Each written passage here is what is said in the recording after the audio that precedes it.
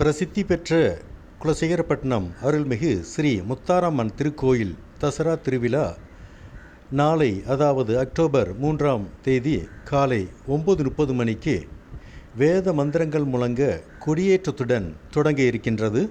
அதனைத் தொடர்ந்து ஒவ்வொரு நாளும் அம்மன் பல்வேறு வேடங்களில் திருவீதி உலா வரும் நிகழ்ச்சியும் தினசரி இரவு நடைபெற உள்ளது. விழாவின் முக்கிய நிகழ்வான மகிஷாசுரசம்ஹாரம் வரும் அக்டோபர் 12ஆம் தேதி நள்ளிரவு 12 மணிக்கு கடற்கரை அருகே அமைந்துள்ள சிதம்பரேஸ்வரர் கோயில் முன்பாக நடைபெற இருக்கின்றது. இந்த நிகழ்வின் போது அருள்மிகு ஸ்ரீ முத்தாரம்மன் சிம்ம வாகனத்தில் எழுந்தருளி லட்சக்கணக்கான பக்தர்கள் முன்னிலையில் சம்ஹாரம் நிகழ்த்தி பக்தர்களுக்கு அருள் பாலிப்பார். இந்தியா முழுவதிலுமிருந்து பல லட்சம் பக்தர்கள் ஒரே நேரத்தில் வந்து குவியும் இப்பிரசித்தி பெற்ற தசரா திருவிழாவின் முன்னேற்பாடுகளை அருள்மிகு முத்தாரம்மன் திருக்கோயில் நிர்வாகத்தினர், அறநிலையத்துறை மற்றும் தூத்துக்குடி மாவட்ட வருவாய் துறை மற்றும் காவல்துறை ஆகியோர் ஒன்றிணைந்து மிகச் சிறப்பாக செய்து வருகின்றனர்.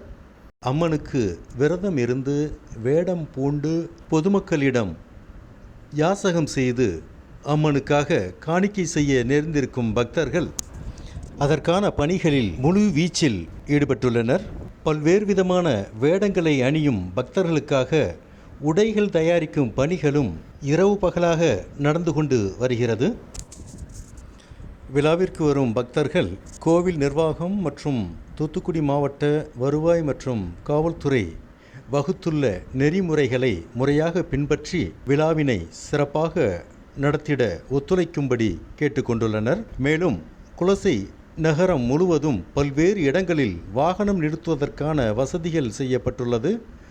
அவைகளை முறையாக பயன்படுத்தி மற்ற வாகனங்களுக்கும் மற்றும் பொது போக்குவரத்திற்கும் எவ்வித இடைஞ்சலும் இல்லாமல் தசரா திருவிழா சிறப்பாக நடைபெற முழு ஒத்துழைப்பை நல்கிட வேண்டும் என்றும் வேண்டுகோள் விடுக்கப்பட்டுள்ளது.